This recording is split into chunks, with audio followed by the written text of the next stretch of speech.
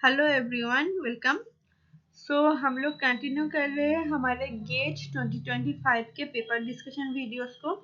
And आज हम लोग देख लेंगे गेट एक्सेल जूलॉजी का पेपर। इससे पहले वाले वीडियो में मैंने आप लोगों को गेट एक्सेल 2025 बायोकेमिस्ट्री वाला पेपर कंप्लीट सॉल्व करवाई हुई है। अगर आप लोगों ने अभी तक वो वीडियो नहीं देखा है देन ऊपर आई बटन में क्लिक करिएगा, वहाँ पे लिंक दिया रहेगा, और else you can check the description box, वहाँ पे भी प्लेलिस्ट का लिंक एम्बेडेड रहता ही है। एंड इसी के साथ साथ जो हमारा नेक्स्ट वीडियो रहेगा उसमें हम लोग गेट माइक्रोबायोलॉजी का पेपर डिस्कशन कर लेंगे। एंड उसके बाद फाइनली हमारा गेट बीटी का डिस्कशन रहेगा। चैनल पे अगर आप लोग न्यू आए हो देन प्लीज सब्सक्राइब कर लीजिएगा, एंड नोटिफिकेशन के लिए don't forget to hit the bell icon.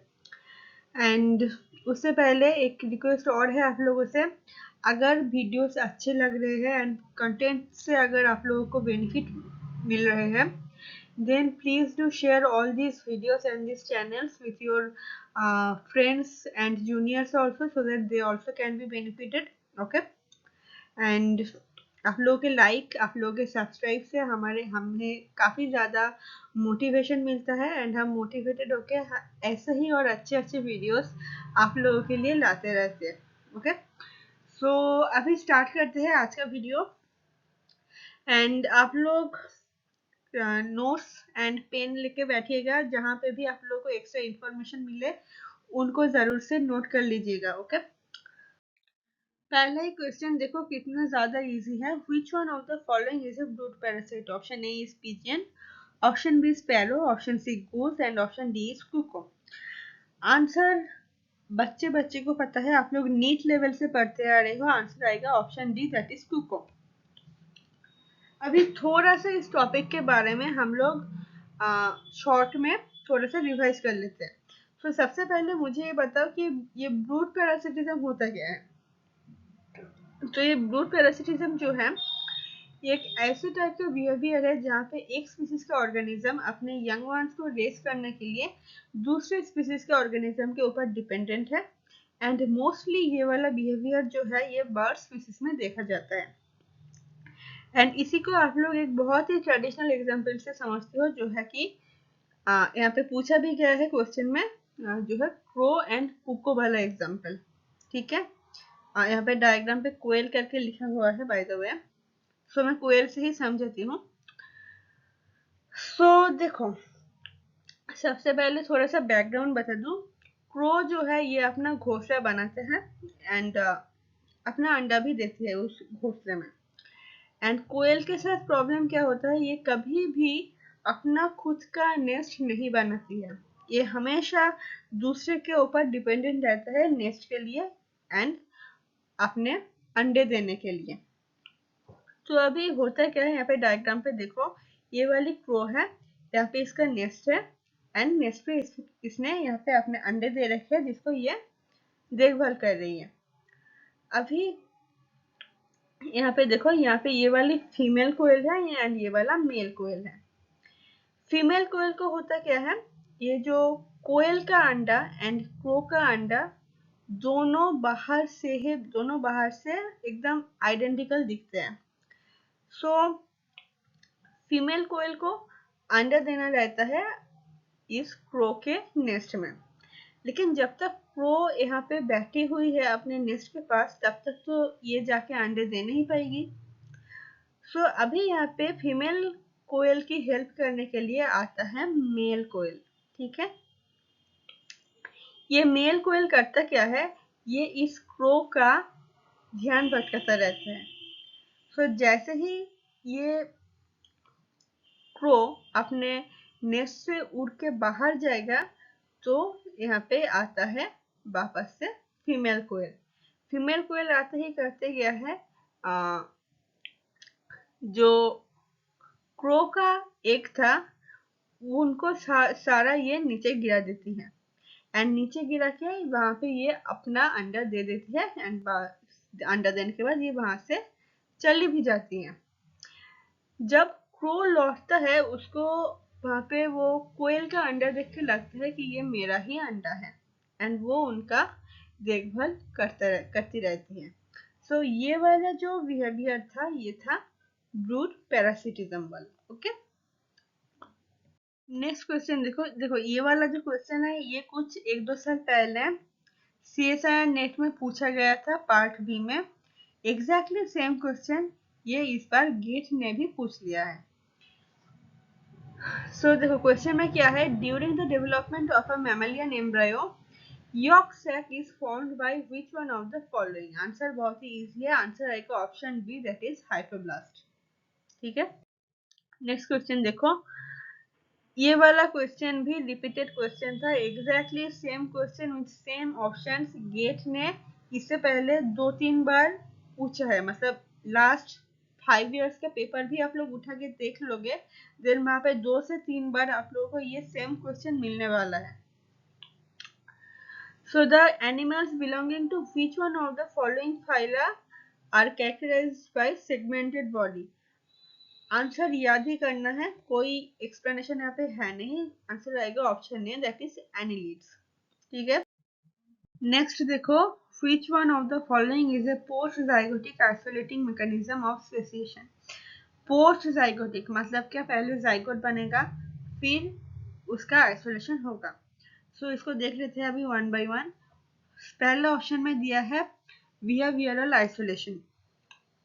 देखो दो ऑर्गेनिजम्स का अगर बिहेवियर अलग अलग है देन उन दोनों के बीच में क्रॉस होने का तो कोई चांस ही नहीं है। सो ना ही उनका फर्टिलाइजेशन होगा और ना ही आगे जाइगोट बनेगी एंड ना ही फिर आइसोलेशन या स्पेसिएशन होगा। सो ऑप्शन ए तो रॉन्ग है। ठीक है, इसको मार्क कर देती हूँ, इस क्वेश्चन में एक्सप्लेन करना पड़ेगा थोड़ा। Next option B is fertilization failure.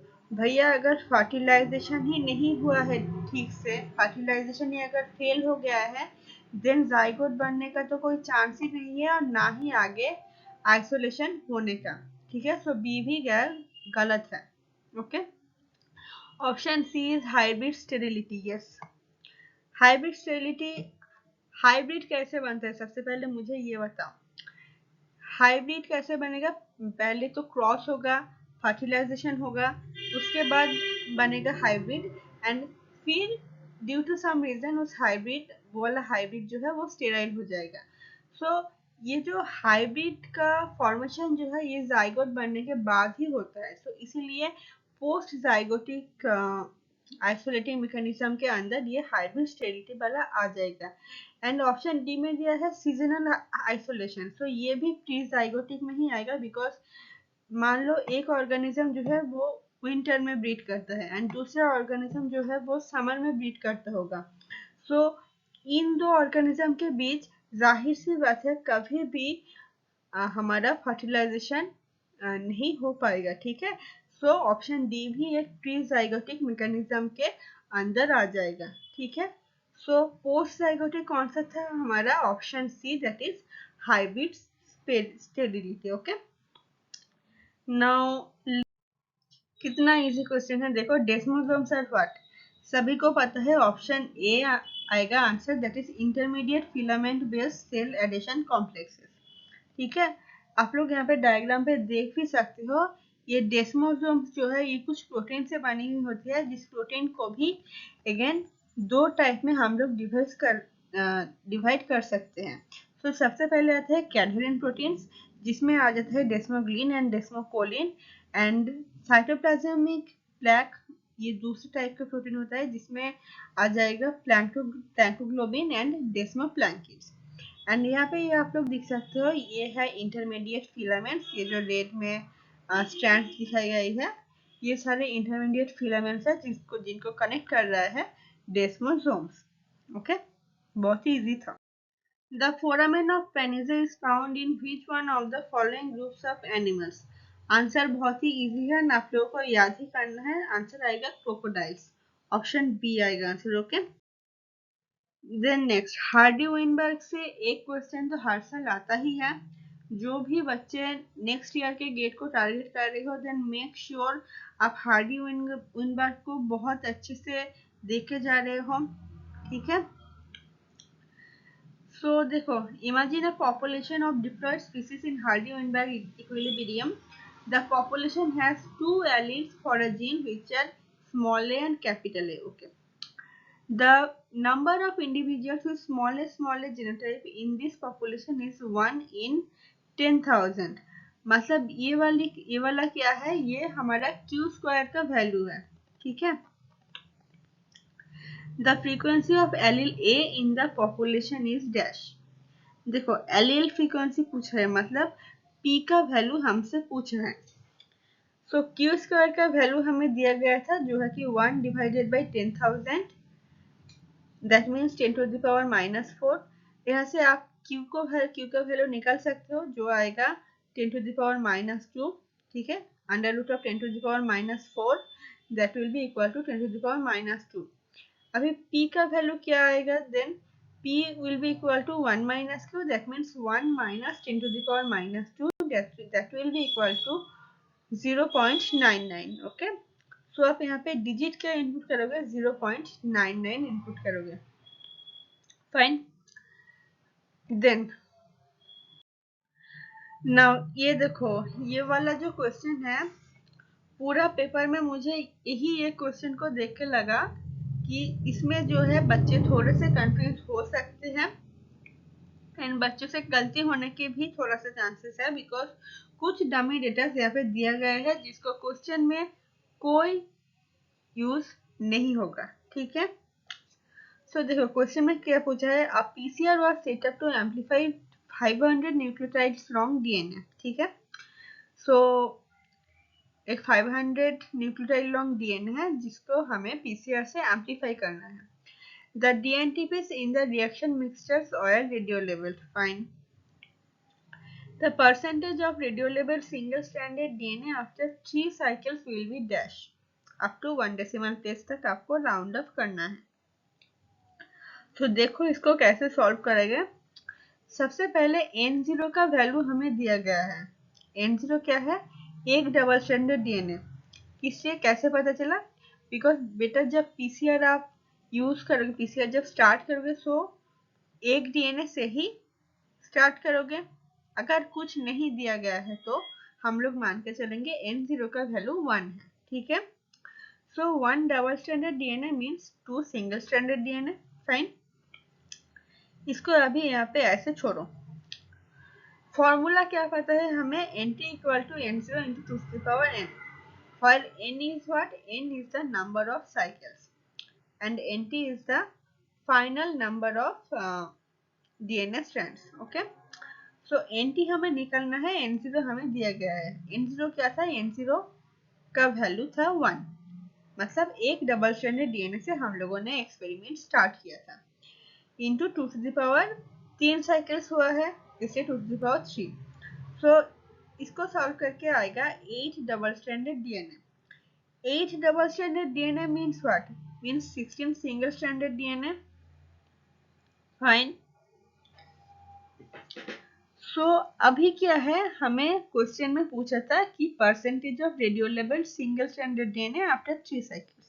So radiolabel single stranded DNA after 3 cycles कितना आएगा, टोटल हमारे पास कितना है, 16 है. एंड ऊपर क्या आएगा, ऊपर 16 माइनस 2 आएगा, मतलब रेडियोलेबल कितना था उसका वैल्यू क्या आएगा, 16 माइनस 2. मैं 16 से 2 को माइनस किस लिए कर रही हूँ, बिकॉज बेटा जो इनिशियल जो हमारे पास टेम्पलेट था, जो टेम्पलेट डीएनए था वो वाला क्या था, वो अनलेबल्ड था. उसमें कोई भी रेडियो लेबलिंग हमने नहीं किया था. उसके न्यूक्लियोटाइड में कोई भी रेडियो लेबल डीएनटीपीस हमने नहीं डाले थे. ठीक है. जो नेक्स्ट जो साइकिल में जो एम्पलीफाई होगा वहां पे जो है ये जो रेडियो लेबल डीएनटीपीस इन लोगों ने बोला है वो इनकॉर्पोरेट होंगे. लेकिन जो पहला जो टेम्पलेट डीएनए हम लोगों ने डाला था वो अनलेबल्ड था टोटली. ठीक है. सो उसके लिए जो फर्स्ट टेम्पलेट डीएनए का जो 2 सिंगल स्ट्रैंड्स है उनको हमें माइनस करने पड़ेगा टोटल 16 से. सो 16 माइनस 2 डिवाइडेड बाई 16 इंटू 100. इसको सॉल्व करोगे तो आंसर आएगा 87.5%. ठीक है. एंड यही आपका करेक्ट आंसर है. नेक्स्ट ये भी इजी है, देखो आईजीएम क्या है, आईजीएम के पास रहता है contents 10 heavy and 10 light chain, P का आएगा 5, पी का 5 देखो कहाँ कहाँ पे है, ए नहीं आएगा, सी भी नहीं आएगा, B and C, B and C में पी का 5 दिया है, ठीक है। अभी पी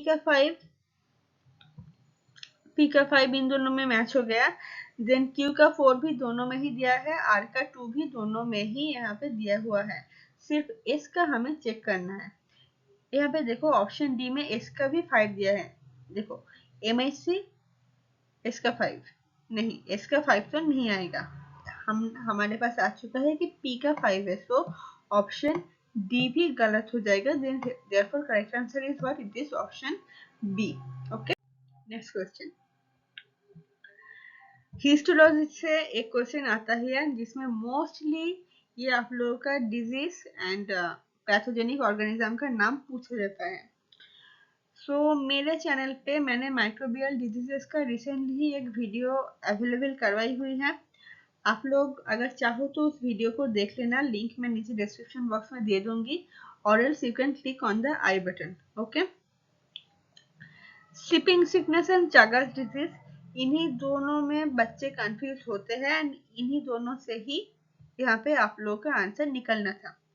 स्लीपिंग सिकनेस कौन कॉज करता है, ये कॉज करता है ट्रिपोनोसोमा ब्रूसेई, ठीक है। पी का आएगा 2, पी का 2 देखो, पी का 2 जैसे ही हुआ हमारा ए एंड बी बाहर निकल गया, ठीक है।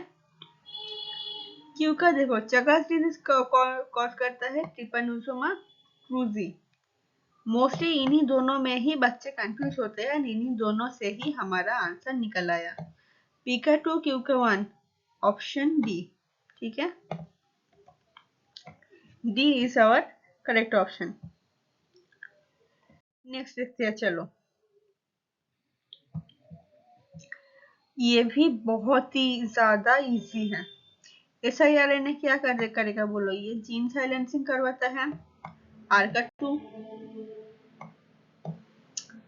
आर का 2, आर का 2 जैसे ही आया हमारा बी निकल गया, साथ ही साथ हमारा डी बाहर निकल गया, ए एंड सी में आर का 2 दिया गया है, एस का 3 भी दोनों में ही दिया गया है, सो इसको भी हम लोग चेक नहीं करेंगे, साथ ही साथ पी का 4 भी दोनों में ही यहाँ पे दिया गया है, सो इसको हम लोग चेक नहीं करेंगे, ठीक है। आर का 2 एस का 3 दोनों में ही दिया गया है, हम लोग सिर्फ क्यू को देखेंगे। आरएनए पॉलीमरेज 1 ऑप्शन ए में दिया गया है, क्यू के साथ 5, so RNA polymerase 1 is responsible for T gene transcription, no ये गलत है, मैं आप लोगों को आरएमटी करके याद करवाती हूँ, ट्रिक बताती हूँ ट्रांसक्रिप्शन का, that RNA polymerase 1 will code for rRNA, rRNA gene transcription करवाएगा RNA polymerase 1, देन mRNA क्या करवाएगा, ये इसका ट्रांसक्रिप्शन करवाएगा RNA polymerase 2, एंड जो tRNA है वो उसका ट्रांसक्रिप्शन करवाएगा RNA polymerase 3, हेंस यहाँ पे करेक्ट ऑप्शन आ जाएगा ऑप्शन सी। ओके, नेक्स्ट चलो, इसको भी आई डोंट थिंक किसी भी बच्चे का प्रॉब्लम हुआ होगा, सिंपल फॉर्मूला बेस्ड ही है, what would be the number of genotypes and phenotypes respectively from A cross between genotypes this and this, assume independent assortment and simple dominant recessive relationship in each pair। So formula क्या है, number of phenotype के लिए है 2 to the power n and number of genotype के लिए formula है 3 to the power n, where n is what, n is the number of heterozygote, ठीक है। हेटेरोजाइगोट का नंबर कितना आएगा यहाँ पे, कैपिटल ए स्मॉल है ये एक, कैपिटल सी स्मॉल सी ये दूसरा, and capital D small D ये तीसरा कंडीशन हो जाएगा हेटेरोजाइगोट वाला, ठीक है। सो n का वैल्यू 3 रख के सॉल्व करोगे, then number of phenotype 2 to the power 3 that is 8 and number of genotype 3 to the power 3 that is 27 आएगा, therefore answer is option C. ये देखो, ये एक MSQ है। Nucleosomes are made up of DNA and histones. Histones undergo various kind of modifications by different groups of proteins. They are known as histone writers, readers and erasers. ठीक है? Which one of the following is or are histone writers? Histone writers करते क्या है? ये gene expression के लिए responsible होते हैं। ठीक है? So जितने भी यहाँ पे ऑप्शन में है जो शायद जिन एक्सप्रेशन के लिए रिस्पॉन्सिबल है वो हमारे करेक्ट कॉम्बिनेशन में आ जाएगा। सबसे पहले है हिस्टोन एसिटाइल ट्रांसफरेज। ये करेक्ट है। क्यों? बिकॉज एसिटाइलेशन के वजह से डीएनए थोड़ा थोड़ा खुल जाता है एंड डीएनए खुलने के वजह से होता क्या है, वहां पे जाके ट्रांसक्रिप्शन फैक्टर्स बाइंड हो पाते हैं एंड अपना आगे का जीन ट्रांसफर कर पाते हैं। सो ऑप्शन ए तो सही है। Option B is histone methyl transferases. Histone के ऊपर मिथाइलेशन से भी जीन का एक्सप्रेशन होता है। सो बी भी हमारा करेक्ट है। Option C histone deacetylase, no. अगर हिस्टोन्स का हम लोग डी एसिटाइलेशन करवा देंगे मीन्स एसिटाइल ग्रुप को अगर रिमूव कर देंगे देन वो वाला हिस्टोन वापस से चेंज हो जाएगा हेटेरोक्रोमेटिन में, जिसके वजह से होगा क्या, जीन एक्सप्रेशन नहीं हो पाएगा। ठीक है, तो सी तो गलत है। Then DNA methyl transferase, DNA के ऊपर मिथाइलेशन से भी जीन एक्सप्रेशन स्टॉप हो जाता है। सो करेक्ट कॉम्बिनेशन यहाँ पे क्या आएगा, A and B. Okay, so let's move towards the next. ये वाला क्वेश्चन देखो, the expression of a gene is regulated by transcription factor. Which of the following techniques can be used to identify the region in its promoter where the transcription factor binds? ये एक MSQ था and इस वाले question में बहुत बच्चों का doubt था। एक ऑप्शन को वो बोल रहे थे सही थे लेकिन जो एक्चुअली में गलत था। ठीक है, मैं थोड़ी देर में बता रही हूँ। देखो, सो ट्रांसक्रिप्शन फैक्टर डीएनए के किस रीजन में बाइंड है ये हमें बताना है। सो S1 एंडोन्यूक्लियस मैपिंग तो ये वाला काम नहीं कर सकता है, ये तो पहले ही गलत हो जाएगा। Then chromatin immunoprecipitation followed by sequencing, that means ChIP ऐसे से हम लोग बहुत ही इजीली इस काम को कर सकते हैं। सी में मैं थोड़ी देर में आती हूँ एंड DNS1 फुटप्रिंटिंग से भी बहुत ही इजीली ये वाला काम हो सकता है। अभी बहुत से बच्चों का कहना था कि मैम ये जो ऑप्शन सी है मींस एम्सा वाला ये भी करेक्ट कॉम्बिनेशन में आएगा, लेकिन बेटा यहाँ पे देखो, यहाँ पे क्वेश्चन में बहुत ही specifically region in its promoter बोला गया है। Region in its promoter means कि स्पेसिफिक रीजन है में वो वाला जो प्रोटीन है वो बाइंड कर रहा है, ये हमें बताना है। एम्सा में और इलेक्ट्रोफोरेटिक मोबिलिटी शिफ्ट ऐसे में ठीक है, हम लोग कह सकते हैं कि यहाँ पे इस वाले बैंड का जो हुआ है ये वाला बैंड का जो शिफ्ट हुआ है तो हो सकता है यहाँ पे हमारा टारगेट प्रोटीन बाइंड है, लेकिन उस बैंड में भी स्पेसिफिक किस रीजन में वो प्रोटीन और वो प्रोमोटर बाइंड है, क्या वो सीक्वेंस नंबर 1 पे प्रेजेंट है, क्या वो सीक्वेंस नंबर 3 पे प्रेजेंट है, या फिर क्या वो सीक्वेंस नंबर 5 पे प्रेजेंट है, ये हम लोग एम्सा से तो नहीं बता सकते हैं। सो एम्सा इसीलिए यहाँ पे गलत है। ठीक है, ऑप्शन सी यहाँ पे इसीलिए गलत हो जाएगा। सो यहाँ पे करेक्ट आंसर आएगा, करेक्ट कॉम्बिनेशन आएगा option B and D. And इसके बाद भी मैंने बच्चों से जब बात की तो मुझे पता चला कि बहुत से बच्चों को इन 3 मेथड्स को लेकर, दैट इज चीप ऐसे, एम्सा एंड DNS1 फुटप्रिंटिंग, इन 3 मेथड्स को लेकर बहुत ही सारा कंफ्यूजन है। सो मैं करूँगी क्या, मैं जैसे ही फ्री होंगी इन तीनों के बारे में एक सेपरेट वीडियो मैं बना दूंगी। इन डिटेल वीडियो रहेगा जिसको अगर देख लोगे तो कोई प्रॉब्लम होगा नहीं आप लोगों को इन 3 मेथड्स पे एटलीस्ट। ओके, लेकिन थोड़ा सा टाइम है, उसमें टाइम लगेगा उसमें अभी, बिकॉज मेरे खुद के भी शेड्यूल अभी थोड़ा सा बिजी है। ठीक है, तो जैसे मैं फ्री होंगी मैं कोशिश करूंगी इन टेक्निक्स का वीडियो मैं आप लोगों को अवेलेबल करवा दूं। Okay, now This one is also a MSQ or multiple select type question. Which one of the following animals in India are included under critically endangered threat category as per the red detail list of IUCN? इसको कुछ ऐसे question एक दो आएंगे ही paper में जिसको आपको याद ही करना है. आंसर आएगा option A and C, that is Namdapha flying squirrel and Nicobar shrew. ठीक है. नेक्स्ट देखो, ये वाला भी MSQ ही है एंड सी अर्चिन का गैस्ट्रुलेशन से ही क्वेश्चन है. सी अर्चिन का गैस्ट्रुलेशन बहुत ही इंपॉर्टेंट टॉपिक हो जाता है both from the perspective of CSIR NET as well as GATE examination. So देखो यहाँ पे ऑप्शन देखते हैं, सॉरी क्वेश्चन देख लेते हैं.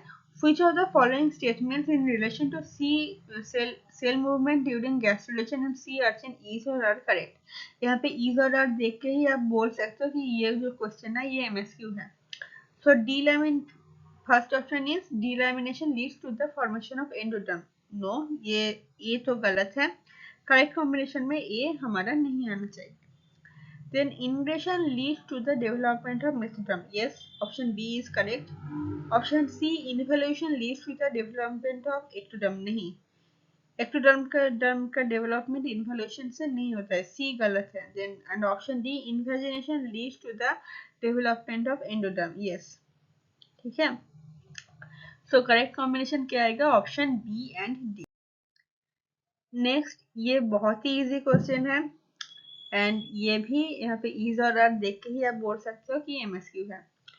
Which of the following genetic disorders is or are caused by trinucleotide repeat expansions? So answer क्या आएगा? ऑप्शन ए तो आएगा ही, हंटिंगटन डिजीज आएगा ही बिकॉज CAG रिपीट के वजह से ये होता है. Option A is correct, mark कर देती हूँ, ये सही है. बीटा थैलासेमिया पॉइंट म्यूटेशन के वजह से होता है, ना कि आपका ट्राइन्यूक्लियोटाइड रिपीट के वजह से. फ्रैजाइल एक्स सिंड्रोम भी करेक्ट है बिकॉज CGG रिपीट के वजह से होता है.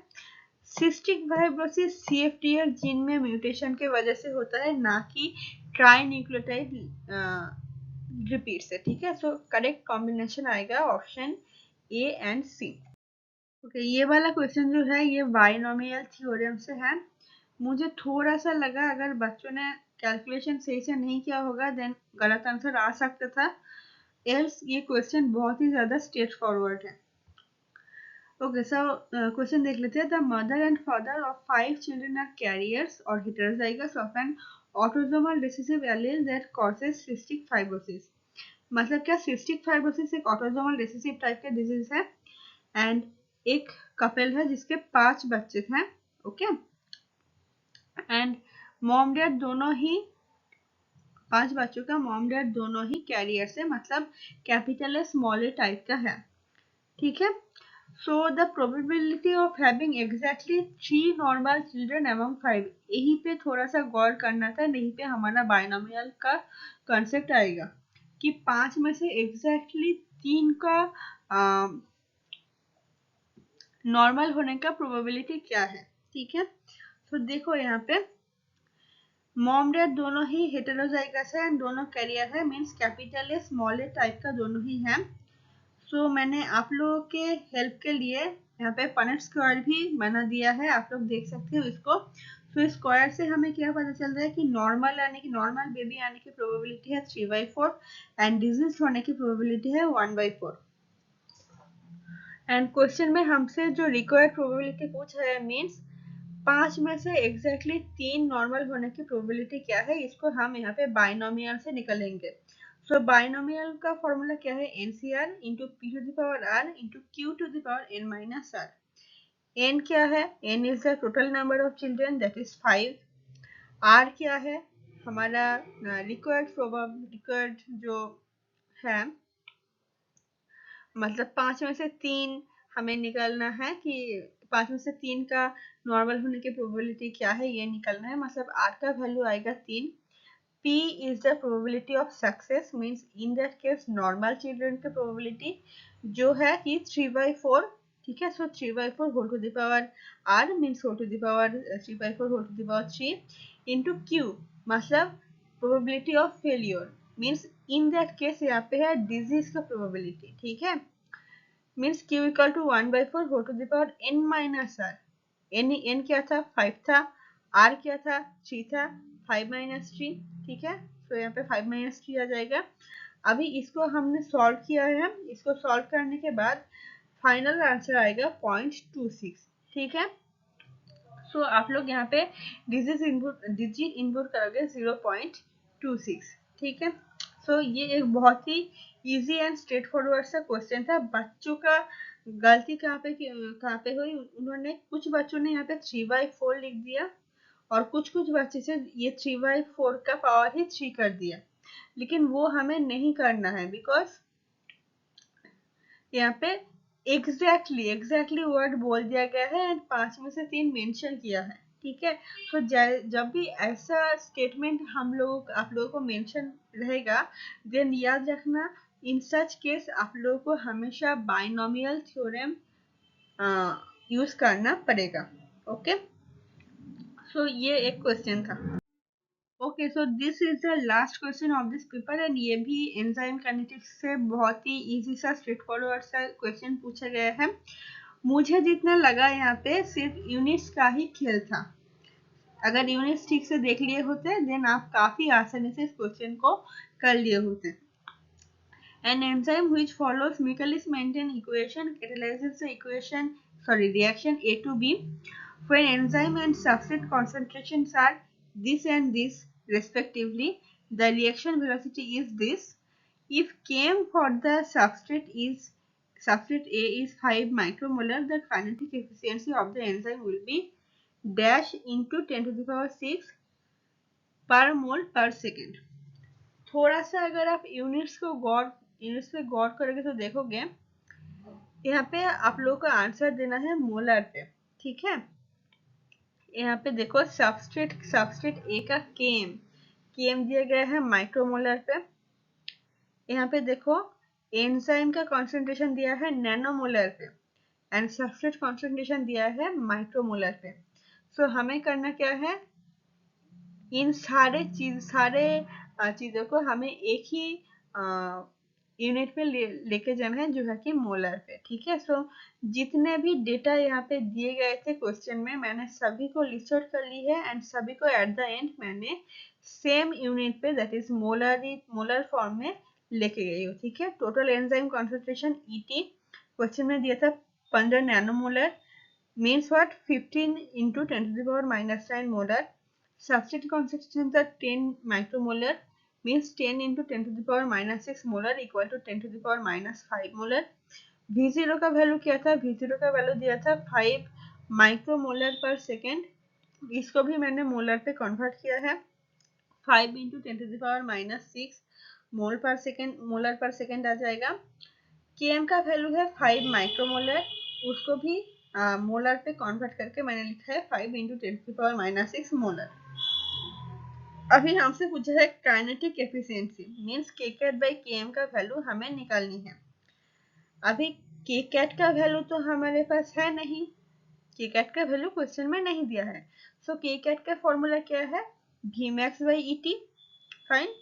अभी ये वी मैक्स भी हमें नहीं पता, वी मैक्स कहाँ से निकालेंगे, यहाँ पे इस वाले फॉर्मूला से निकालेंगे जो मिकालिस मेंटेन का मास्टर फॉर्मूला जिसको कहा जाता है, that is V0 equal to V max into S divided by K M plus S.